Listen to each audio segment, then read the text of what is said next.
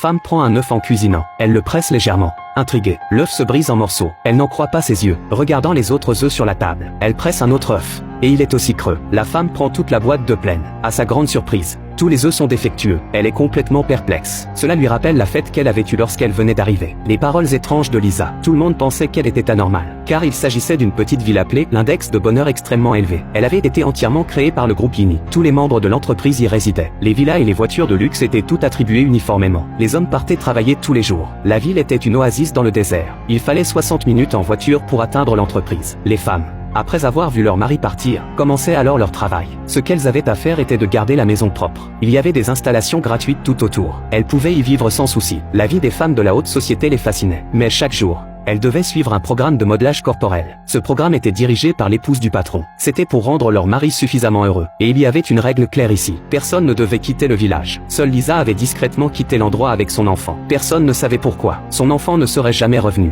Depuis lors, Lisa était devenue étrange. Elle disait toujours que la ville était une supercherie qui lui avait volé sa liberté. Daisy pensait qu'elle était simplement malade à l'époque. Mais maintenant, elle découvrait elle aussi des choses étranges. Elle commençait à douter intérieurement. Elle voulait en parler à son mari. Elle espérait connaître la vérité. Elle voulait savoir où son mari travaillait vraiment. Et pourquoi son travail était tenu secret. Mais son mari la repoussa toujours avec des règles. Il lui disait qu'il ne pouvait pas révéler quoi que ce soit sur l'entreprise. Après avoir esquivé Daisy, il partit précipitamment. Daisy décida alors de se renseigner auprès des autres. Mais ses amis lui conseillèrent de ne pas être trop curieuse. Sinon, elle risquait de finir comme les autres et d'être expulsée. Voyant ses amis mener une vie heureuse, Daisy arrêta de se poser des questions. Mais ce jour-là, en pliant le linge, elle aperçut Lisa au loin. Elle tenait fermement un jouet dans ses mains. Daisy commença à avoir des soupçons. En fixant le modèle réduit de la ville, elle eut une idée audacieuse. Daisy monta discrètement dans le bus. Elle ne se rendit pas au cours de modelage corporel. Mais alors qu'elle allait descendre, un avion en train de fumer apparut dans le ciel. Elle le regarda. Incrédule, Daisy cria immédiatement au chauffeur. Mais le chauffeur lui jeta un coup d'œil calme.